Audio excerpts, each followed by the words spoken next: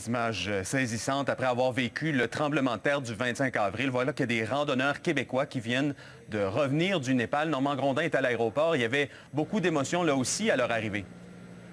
Oui, c'est un groupe quand même de 8 randonneurs. Donc, il y avait les familles de tous ces gens-là qui étaient ici à l'aéroport pour les attendre. Une attente qui a duré en fait depuis 10 jours parce qu'ils ont eu rapidement des contacts avec leur famille au départ, mais ensuite, ils ont perdu de vue littéralement. C'était impossible d'avoir... Donc, pendant 10 jours, ces gens-là ont redescendu à Katmandou et espéraient pouvoir revenir au pays. Voilà, c'est fait. Je vous laisse entendre rapidement Nadine Lauzon, qui était avec sa sœur Mélanie, qui sont des jumelles. Donc, les parents, on les a rencontrés auparavant, étaient vraiment sous le choc. Je vous laisse l'entendre, vous décrire, le séisme au moment où c'est arrivé. J'avais l'impression que c'était une avalanche là, de roches ou un éboulis. Puis ça s'est calmé. C'était un petit peu l'état de choc de tout le monde. Puis là, on entendait les gens du village crier. J'ai vu les maisons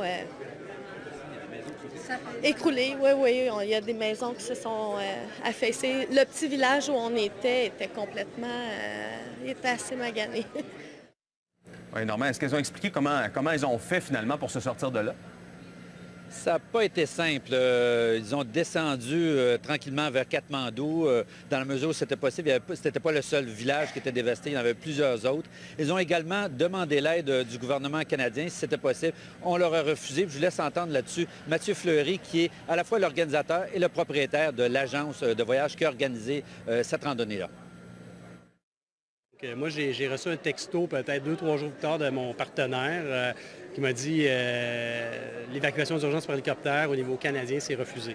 Que pour moi, c'était clair qu'on faisait comme tout le monde, on descendait, on était prudent, on évaluait les risques à certains endroits parce qu'il y a des endroits que c'est plus risqué au niveau du flanc de montagne, les roches peuvent tomber davantage, d'autres endroits, c'est plus en sentier de terre. Donc...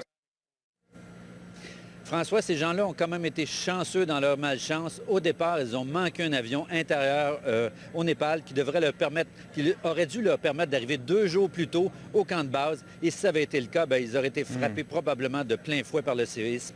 C'est quand même, on peut appeler ça une chance dans leur malheur. Oui, effectivement. Merci beaucoup, Normand. Bonne soirée, François. Au revoir.